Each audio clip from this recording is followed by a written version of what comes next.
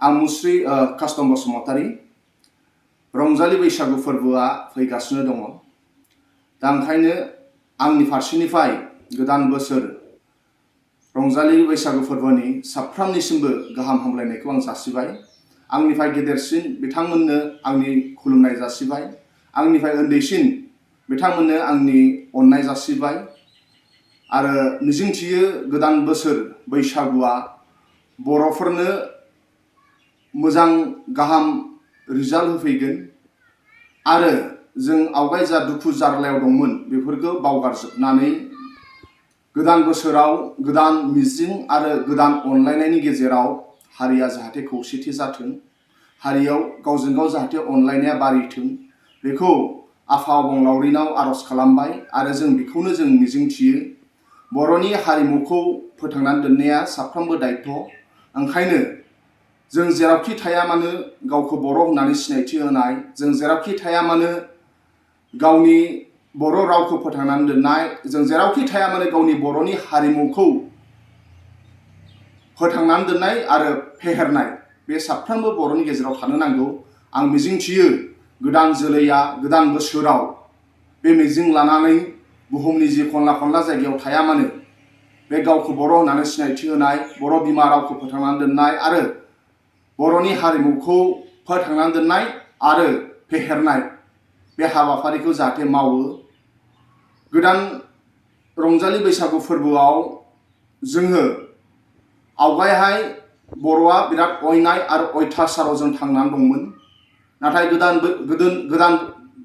गोदान बोसोराव रंजालि बैसागु फोरबोआ जाहाथे बर'फोरखौ अननाय आरो गाहाम रिजाल्ट जाहाथे लाबोयो, बेखौ जोङो आसा खालामबाय।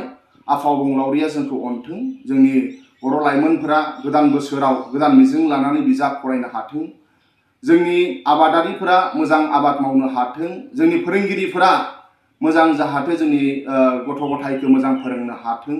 फारफ्रोमबो थिंजायाव जाहाथे अबंलावरिनि अननायाव फारफ्रोमबो थिंजायाव आबादारिफ्रा मोजां आबाद मावनो हाथों, फोरोंगिरिफ्रा मोजां फोरोंनो हाथों आरो लाइमोन सेंग्रा सिख्लाया गाव गावनि थांनानै थानाय राहाखौ नागिरनो हाथों आरो बेयाव जाहाथे अबंलावरिया जों साफ्रोमखौबो अनथों।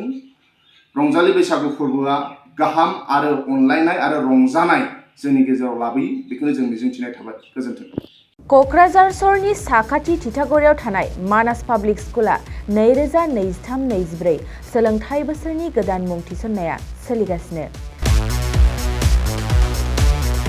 थिथागुरियाव थानाय इंराजि बिजोंनि मानास पाब्लिक स्कुलाव दासान्दि नार्सारिनिफ्राय 7 थाखोसिम गोदानै मुं थिसननाया सोलिगासिनो। बे फरायसालियाव गुन गोनां सोलोंथाइ होनायजों लोगोसे फरायसाफोरनि थाखाय दं मोजां खाबुफोर। थाखो फोरोंथायनि अनगायैबो yoga classes, basic computer education, English speaking skills, maths and science projecting, highly experience faculty आरो स्मार्ट क्लासेसनि खाबुफोर दं। बेजों लोगोसेनो बे फरायसालियाव हौवासा आरो हिन्जावसानि थाखाय आलादा हस्टेलबो दं। गोसो गोनां बिजाथिफ्रा थिथागुरिनि मानास पाब्लिक स्कुलाव मुं थिसन्नोब्ला नैबे मबाइल नाम्बार 6000853288 एबा 8638167582 आव कल खालामनानै स्लट लानो हागोन।